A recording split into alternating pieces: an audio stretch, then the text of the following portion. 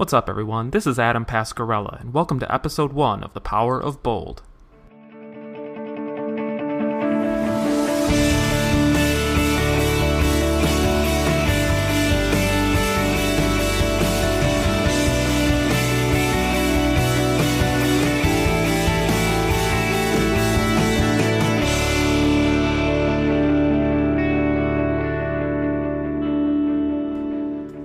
Hey everyone, thanks for tuning into this first episode of The Power of Bold, which is the podcast about entrepreneurship, taking risks, and embracing boldness in your life. My name's Adam Pascarella, and I'm a 28-year-old living in New York City. I'm really excited to be starting this podcast. Back in the day, I started a podcast when I worked for a newspaper in college, and it was a terrific time. So I have some experience, but I'm still relatively new at this. I'm just excited to try it out again and see where it goes from here. The agenda of this first episode is pretty straightforward. I'm going to speak about the ultimate purpose of this podcast. I'll then take a few minutes to talk about my own background, and then we're going to dive into the meat of this episode and discuss how to get out of a slump. As I said, before we get into the heart of this episode, I'm going to briefly speak about why I created this podcast in the first place. So there are a couple things going on here. The main purpose is to help people fight fear, to help them become more bold in their lives, and to help them live closer to the life that they envision. What I've noticed so far in my professional career is that there's often a gap between expectations and reality. And so I want to deliver insights and advice to help people decrease that gap, whether that gap's related to your career, personal life, or anything else. So I'm going to emphasize actionable steps in every episode. There's so many podcasts and business books out there that say things like take risks or live life to the fullest. All of these inspirational quotes. I think they're great, the message overall is great, but the actual follow-through is a separate question and something that a lot of people struggle with. So beyond leaving your job or any drastic action like that, I wanted to create this podcast to help people become a little more bold and a little more accepting of risk in their lives. I'm not necessarily saying that you should leave your job, but I'm just hoping that you can expand your comfort zone in your day-to-day life, no matter how small or scary the first steps are. That's really the ultimate goal of all of this. It's all about action. As you'll hear throughout all these episodes, I spent a lot of time listening to podcasts, reading books and internet articles, and just taking a lot of time to dream about the life that I wanted to live. Now, in retrospect, this was time that I could have used to take action instead of dreaming. So I want you to learn from my mistakes, and also to learn from some of the greats out there, and take action no matter how small it is. As I've said and alluded to, I'm going to talk about my personal journey. I'll get to the specifics in a second, but the bottom line is that I quit my corporate job as an attorney at a big corporate law firm to try starting a startup. There are a lot of people in the legal field that are dissatisfied with their jobs and want to try something new. And so I'm super lucky that I have an opportunity to do this right now. So I want to document my experiences, both the good and the bad. This podcast will occasionally speak about what I'm experiencing, the challenges that I'm facing, the highs and lows, and really how I'm transitioning from corporate life to life as an entrepreneur. Now, I may ultimately succeed or may go down in flames, I'm not entirely sure. But I wanted to document my experience for my own selfish reasons, and for others who might be interested in trying to do what I'm doing now. So now let's talk about a typical episode. A typical episode will feature some commentary, like I said, on my journey to creating a startup. We'll have a central segment on a topic of the day, whether that's today's topic of how to break out of a slump, and other examples are fighting fear, meeting new people, and basically other topics that'll help you get out of your comfort zone and become more bold in your life. I'm also planning on having episodes containing reviews of books that I found particularly insightful. But this is all an experiment, so I'm going to adapt and see what you, the listeners, like the most. That's a little bit about the podcast itself, so now I'm going to spend a few minutes to talk about my own background. So I'm going to spend 1 or 2 minutes talking about my background, and I'll allude to prior experiences in future episodes.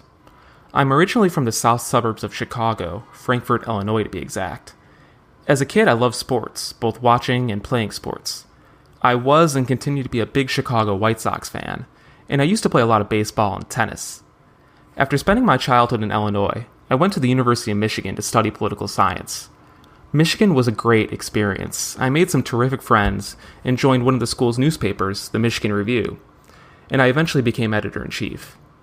I covered news on the Michigan campus and beyond, and as I alluded to earlier, I started a podcast there and interviewed people like Senator Joe Lieberman and Bob Lutz from General Motors.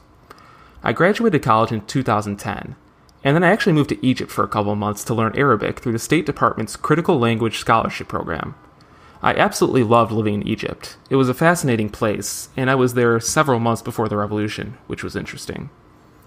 After summer 2010, I moved back to the US and then began working in media. I worked in the cable news business in New York City for about 9 months before I decided to go to law school in Philadelphia. So I attended Penn Law School in September 2011. Penn Law was a great yet challenging experience, and it gave me a solid foundation for the challenges in my legal career and beyond. So after 3 years, I graduated with my JD and a certificate in management from the Wharton School. I then moved from Philly back to New York City, took the bar exam, and then began work as a litigation associate at Baker & McKenzie, which is one of the so-called big law firms. I practiced for about 2.5 years before deciding to strike it out on my own and start a company. I'm working on the foundation now, and will update you as I make progress. And as a separate point, if you're thinking about law school, I blog at decidingonlawschool.com. I also write on Quora and Medium. So that's a little bit about me. I'll be constantly referencing my professional and personal background in this podcast. Now with that introduction out of the way, let's get to the heart of the episode. As I said, I'm going to focus on one main topic per episode. And for this first episode, I'm going to talk about something that's affected so many people, including me. And that's the feeling that you're stuck in a rut or slump, and that you don't really know how to get out. Now, before I say anything, I want to admit that this is a first world problem. I know this, and all of this is relative. It's 2017, and I understand there are many more important problems in the world, and that we should be working to solve them. A lot of good people are, and I really commend them for that. That said, we all face challenges or issues in our lives that we want to solve. There's nothing wrong with wanting to solve those problems. With that as a baseline, I'm mostly going to be focusing on this question of slumps or ruts as it relates to your career. If you feel like you're in a rut, you're far from alone. As I was completing research for this episode, I came across some statistics that seemed pretty startling to me. The first poll that I saw was the latest Harris Poll Happiness Index from 2016, and it showed that fewer than 1 in 3 Americans considers themselves very happy. Now, Gallup, the polling company, has a daily poll on whether employees feel engaged at work. And the latest poll from April 2017 showed about 30% of respondents claim that they're engaged employees. And Gallup defines engaged meaning those who are involved with, enthusiastic about, and committed to their work and workplace. So 70% of respondents are not engaged. It's interesting to think about some of these poll results. There is clearly a problem here. People are living lives that they don't necessarily want to live. Now, not everyone is going to be entirely happy with life. I think that's a given. But these numbers are lower than normal. The question is why? It's tough to answer this question. I do think technology does play a part since employees always have to be available. We all have email, we all have work phones. But there also may be some shifting expectations. And for this, I think of millennials who make their voices known that work isn't just about money, it's about fulfillment. But I'd also argue that career unhappiness in general is caused by a couple other things, like lack of progress and expectations not meeting reality. All of us have dreams and things that we work towards. When I was little, I wanted to become a baseball player for the White Sox. As I got older, I became more interested in politics, and now I want to start a business. But things do get in the way, whether that's something in your personal life or other life events. It's really easy to fall into a routine and get consumed with day-to-day stresses. And this is really the danger of inertia. As you know, the general idea of inertia is that objects in motion tend to stay in motion.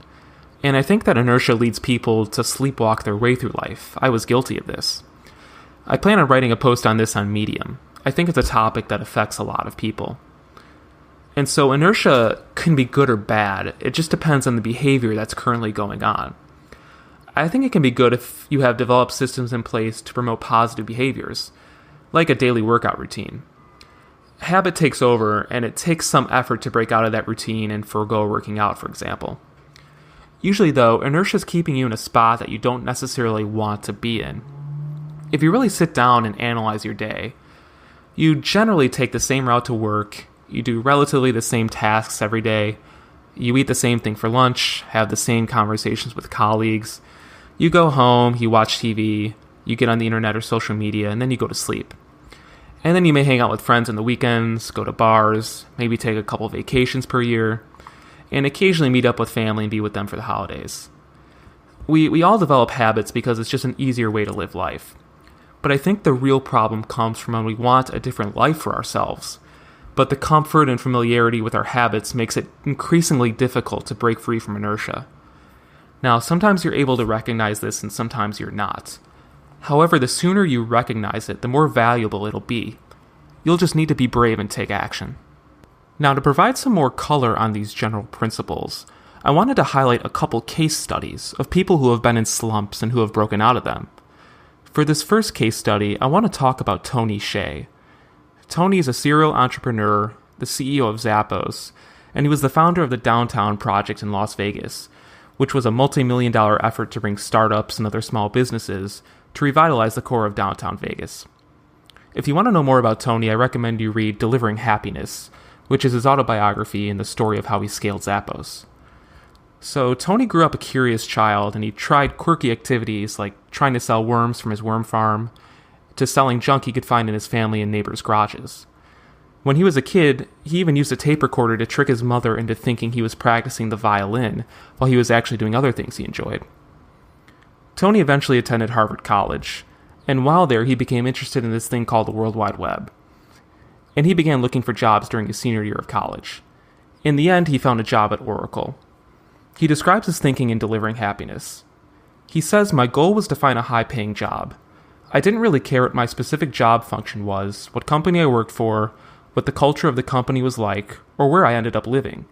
I just wanted a job that paid well and didn't seem like too much work." And I think that many people fall into this trap. They chase money over purpose. I did this to some extent as well, and I'll describe this in a few moments. Anyway, back to Tony. He felt like he succeeded by getting this high-paying job at Oracle. But that said, he hadn't done much research on what he would be doing, except that he was supposed to be a software engineer. When he learned his responsibilities, he found a way to hack his schedule so that he'd only have to do an hour or two of work per day. He did this for a while, and him and one of his close friends from Harvard in his Oracle training class found the job to be simply okay and not too exciting. They weren't feeling stimulated by their jobs, and they knew they had to do something to combat their boredom. They really felt like they were in a rut. So they decided to act and to start side projects by building websites for other companies. Their company was called Internet Marketing Solutions, and eventually they found their first real paying customer. With that first customer in hand, they felt like they could quit their boring and unfulfilling jobs at Oracle to run the business full time. So they did that. They eventually quit, but then focused on growing a new side business called Link Exchange, and they eventually sold Link Exchange for $265 million. It was certainly a nice way to get out of a slump in Tony's career at Oracle.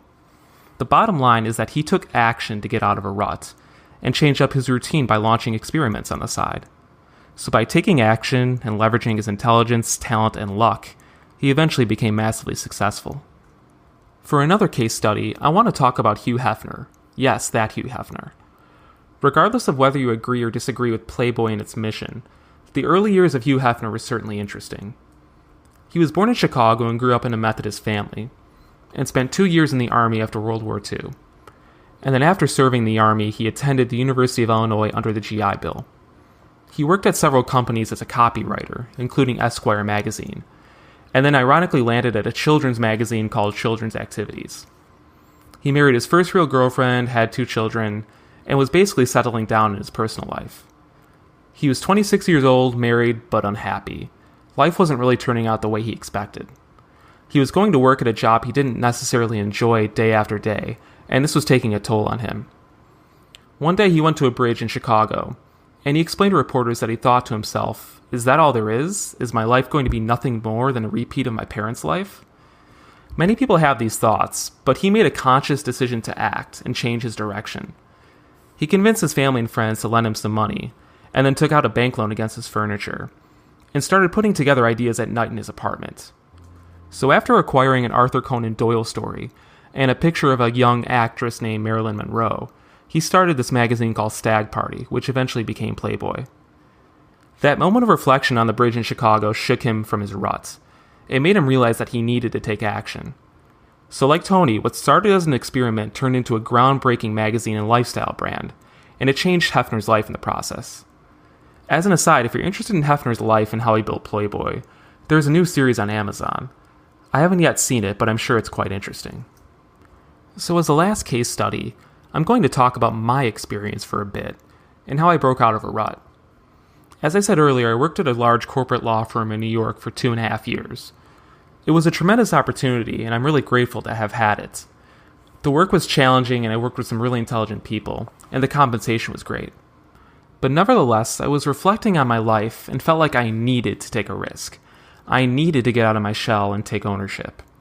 So I knew I wanted to take a risk, and Jeff Bezos' regret minimization framework came to mind. This is the idea that you project yourself into the future, and you're laying on your deathbed, and you ask yourself if you would have regretted not taking some action, with the general idea being to minimize your ultimate regrets. So I felt this, but I also felt fear and the power of risk aversion. Having said that, I knew I was young and had an opportunity to take a sabbatical and try different things.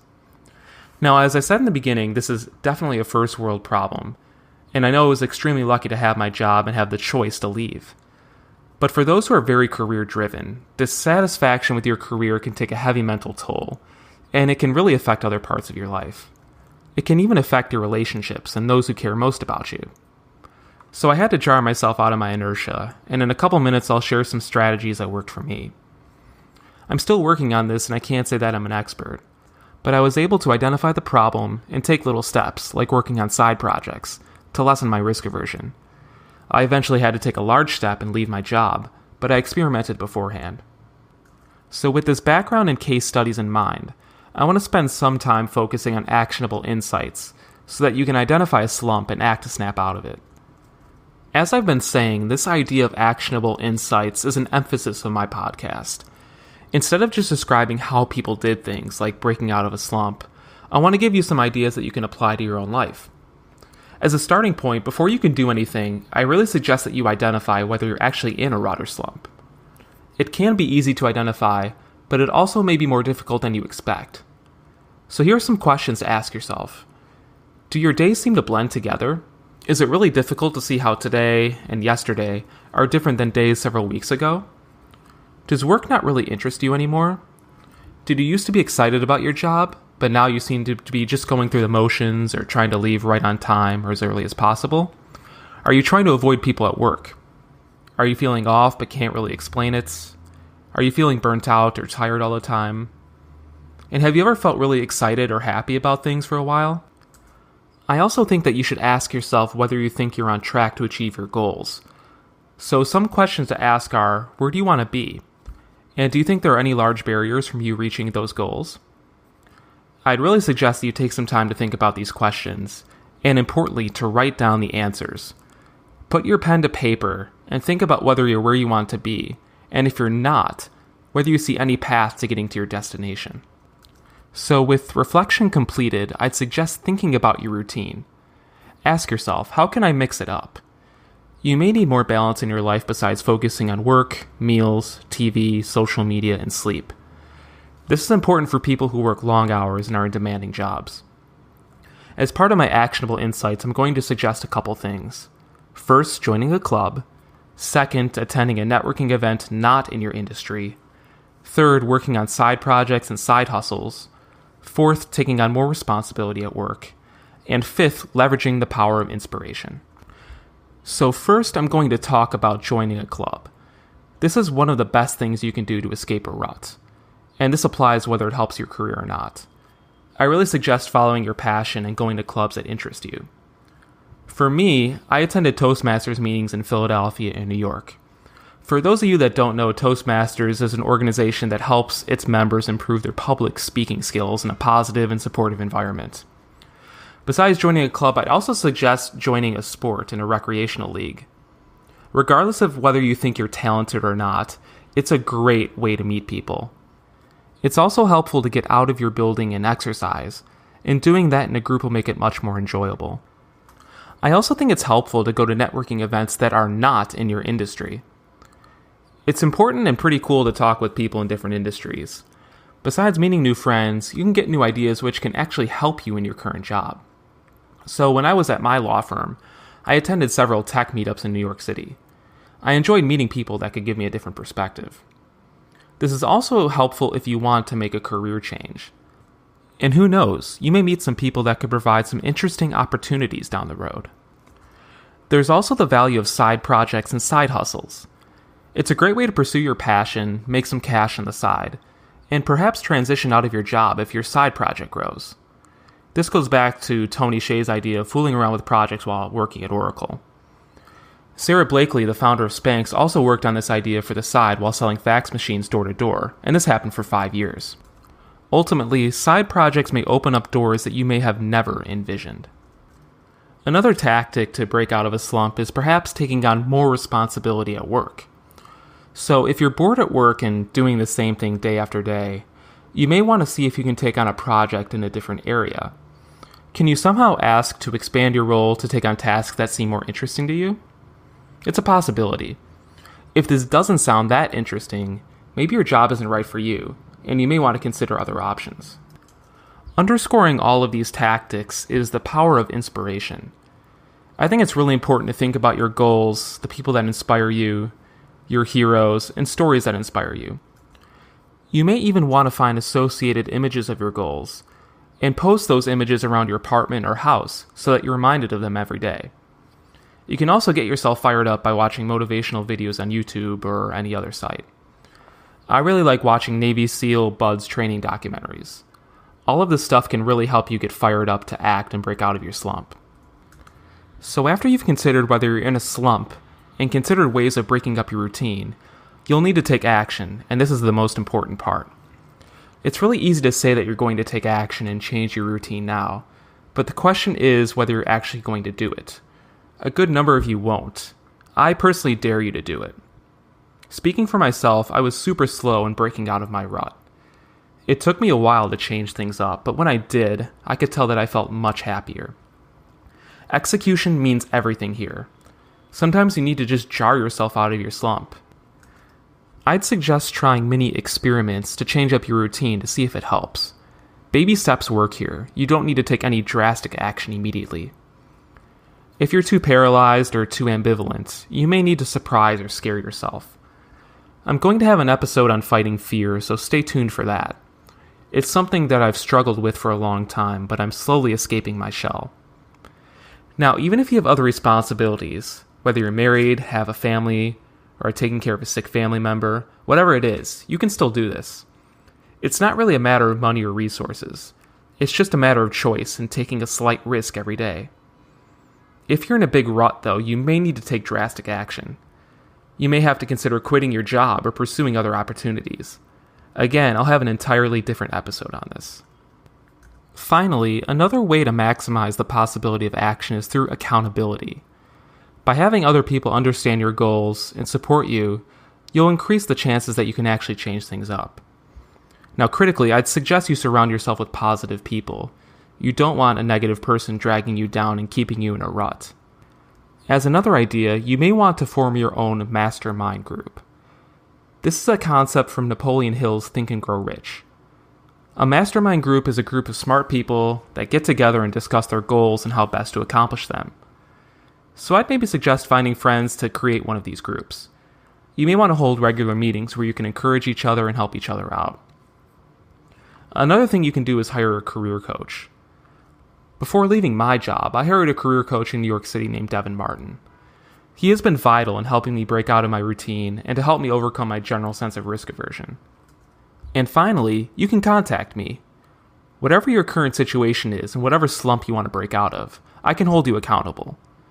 Tweet at me. My Twitter handle is @APASCAR, APASCAR, or email me at adam@thepowerofbold.com. Ultimately, regardless of whether you feel like you're in a slump or not, I suggest you do this tonight. Sit down, think about your average day, whether there is much variation, whether you're on track to achieve your career goals, and whether you're excited about the future. If you're not and feel like you're in a slump, you need to change things up. Think about attending other networking events or even joining a club, starting a side project, perhaps taking on even more work, and consulting the things that inspire you the most. And then, most critically, you need to take action. Make a conscious decision to change things up, and have some accountability by having others help you. By taking time to reflect, developing a plan, and again, taking action, you can be in a better position to break out of your slump. So that's it for this episode, and I appreciate you tuning in and listening. As a reminder, here are some of the key takeaways that we've learned. First, I've created this podcast to help others take risks and live boldly, along with documenting my experience starting a company. Second, everyone can get into a slump, and inertia can lead you down some unsatisfying roads if you're unwilling to change your behavior. And third, luckily, you can break out of a slump by first identifying whether you actually are in a slump, second, thinking about your routine and how you can change it up, and third, taking action by engaging in little experiments while simultaneously having others hold you accountable. Connect with me on Twitter. My handle is @apascar, APASCAR, and if you like the episode, feel free to subscribe and tell your friends. That's it for this inaugural episode of The Power of Bold. See you next time.